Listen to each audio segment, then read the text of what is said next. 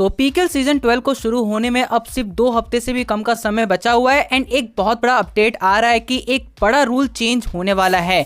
इस बार के PKL season में शायद से हमें टाई मैचेस देखने को नहीं मिलेगा, यानी कि जो रिजल्ट है वो फिक्स होगा या फिर जो एक टीम है वो जीतेगी मुकाबला या फिर हारेगी।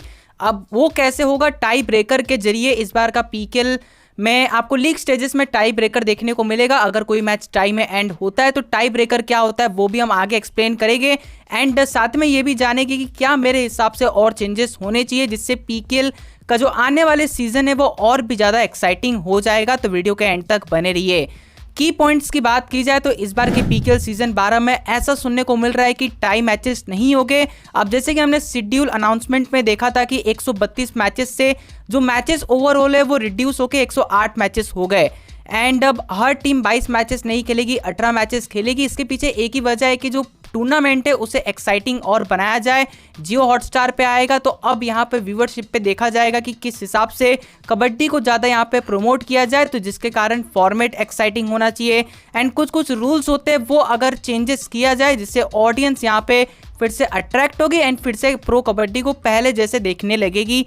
तो यही है। अब ये टाई मैचेस का कहाँ से न्यूज़ निकल के आया? तो सबसे पहले खेल नाउ ने एक पोस्ट डाला कि इस बार के प्रो कबड्डी में हमें टाई मैचेस देखने को नहीं मिलेगा, टाई ब्रेकर फॉलो किया जाएगा एंड ये कंफर्म इस वजह से हो गया कि देवांग दलाल जो भी रिसेंटली प्रो कबड्डी के साथ इंस्टाग्राम पे लाइव सेशन किए थे उसमें यही उन्होंने मेंशन क्लियर किया गया था कि इस बार तो टाई मैचेस नहीं होंगे, तो कोई एक रिजल्ट तो आएगा, या फिर बंगाल वॉरियर्स की टीम जीतेगी या फिर हरियाणा स्टीलर्स की टीम जीतेगी। तो इससे एक इंडिकेट यहाँ पे हुआ है कि इस बार के पीकेएल सीजन में हमें टाई मैचेस देखने को नहीं मिलेगा, एक रिजल्ट आएगा, या फिर ये टीम मुकाबला जीते या फिर एक टीम मुकाबला जीते। अब टाई ब्रेकर के आने से बेनिफिट ये होगा, ये प्लस पॉइंट होगा कि जो लास्ट के 5 मिनट्स में गेम टीम जो स्लो कर देती थी कि एंड के 1-2 रेड में डिसाइड होता था या फिर मैच टाई होगा या फिर कोई एक टीम डुओ डाई की वजह से 1 पॉइंट से मुकाबला जीत जाती थी, तो वो जो एक्साइटमेंट आता था वो आखिरी के 1 मिनट में ही आता था। जो एक्चुअल कबड्डी के फैंस वो एंड के मिनट तक जानते कि एक्साइटमेंट होगा, थ्रिल हमें देखने को मिलेगा। लेकिन अब पहले से पता रहे कि टाई तो होगा नहीं, एक रिजल्ट आने ही वाला है, तो अगर स्कोर लाइन भी बराबर हुआ तो पता है कि टाई ब्रेकर भी होगा, तो वो एक एक्साइटिंग रहेगा कि व्यूअर्स एंड तक मैच को देखे।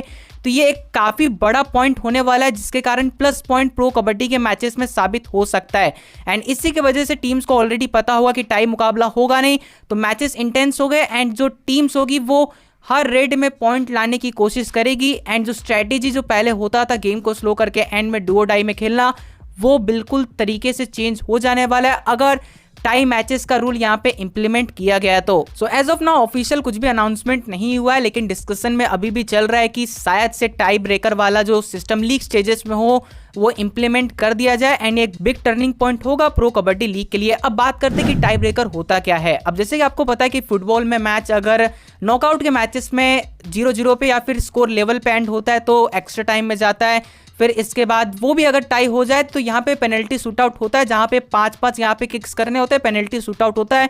आपने फुटबॉल मैच देखा होगा तो आपको पता होगा। कबड्डी भी सिमिलर उसी तरीके से, बस थोड़े से रूल चेंजेस है। अब जो दोनों ही टीम से वो 5-5 रेड करेगी, टीम ए ने रेड किया फिर उसके बाद टीम बी रेड करेगी, फिर टीम ए रेड करेगी, जैसे मैचेस चलते हैं सिमिलर 5-5 रेड्स होने वाले, एक के बाद एक रेड यहाँ पे किए जाएंगे। ओवरऑल 10 रेड हो गए टाई ब्रेकर में। अब सबसे पहला चीज ये है कि दोनों ही टीम्स को नॉमिनेट करने होंगे 7 प्लेयर्स जो कि कोर्ट में खेलेंगे मुकाबला, टाई ब्रेकर का मुकाबला।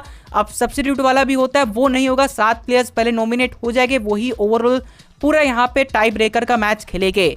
अब इसके बाद टीम्स को ये डिसाइड करना है कि सीक्वेंस रेफरीज को देने होंगे कि जो 5-5 रेड्स हो गए पहले कौन रेड करेगा फिर उसके बाद कौन रेड करेगा, वो भी मैच स्टार्ट होने से पहले टीम को डिसाइड करना होगा। अब तमिल थलाइवास का एग्जांपल ले लेते कि Tamil Thalaivas tie breaker match खेल रही है, तो उनको इस तरीके से लिस्ट देना होगा कि सबसे पहले पवन, अर्जुन, नरेंद्र, आशीष एंड नितेश, तो इस सीक्वेंस के हिसाब से ही रेड होगा, इसमें कोई चेंजेस यहाँ पे नहीं होगा, तो ये पहले ही डिसाइड करना होगा। तो ये दूसरा रूल। तीसरा रूल ये कि 5-5 रेड जो हो गए वो डू और डाई हो गए, यानी कि हर रेड में 1 पॉइंट तो यहाँ पे आने ही वाला है, आप एम्प्टी रेड नहीं कर सकते हो। चौथा रूल ये है कि जो बॉक लाइन होने वाला है, जिसमें सिमिलरली नॉर्मल मैच में बॉक लाइन क्रॉस करोगे तभी आपका रेड वैलिड माना जाएगा, लेकिन टाई ब्रेकर में जो बॉक लाइन है वो बोनस लाइन बन जाएगा, तो बॉक लाइन आप क्रॉस करो आपको एक बोनस पॉइंट मिल जाएगा। एंड पांचवा ये है कि रिवाइवल यहाँ पे कुछ होने वाला नहीं है। पांचों के पांचों रेड में आपको कोर्ट में 7 डिफेंडर्स यानी कि 7 प्लेयर्स देखने को मिल जाएंगे, चाहे सुपर रेड हो चाहे प्लेयर आउट हो, 7 के 7 प्लेयर्स ही 5-5 रेड्स में आपको देखने को मिलेंगे। एंड आखिरकार 5-5 रेड्स कंप्लीट होने के बाद जिस टीम के ज्यादा पॉइंट्स होगी वो टीम टाई ब्रेकर के थ्रू वो मुकाबला जीत जाएगी।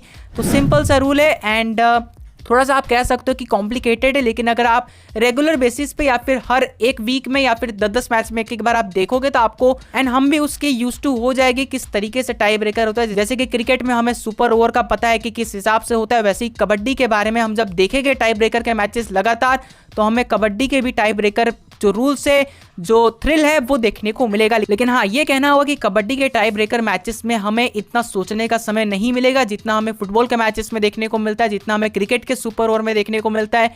5-5 रेड्स एक के बाद एक होते जाएंगे तो ज्यादा सोचने का समय नहीं मिलता है। एंड यही चीज मैचेस को और भी ज्यादा थ्रिलिंग बनाएंगे। तो अभी भी ये रूल डिस्कशन में है एंड देखते हैं कि इसके बारे में चेंजेस यहाँ पे ऑर्गेनाइजर्स करते हैं कि नहीं करते। ये एक बहुत ही बड़ा पॉइंट होने वाला है। पीकेएल सीजन 12 का पूरा शेड्यूल आ चुका है, इस पे मैंने अच्छे से बात किया इस वीडियो में। आप पूरा शेड्यूल इस वीडियो पे क्लिक करके देख सकते हो। तो मिलते हैं ऐसे एक और इंटरेस्टिंग वीडियो के साथ। Thanks for watching.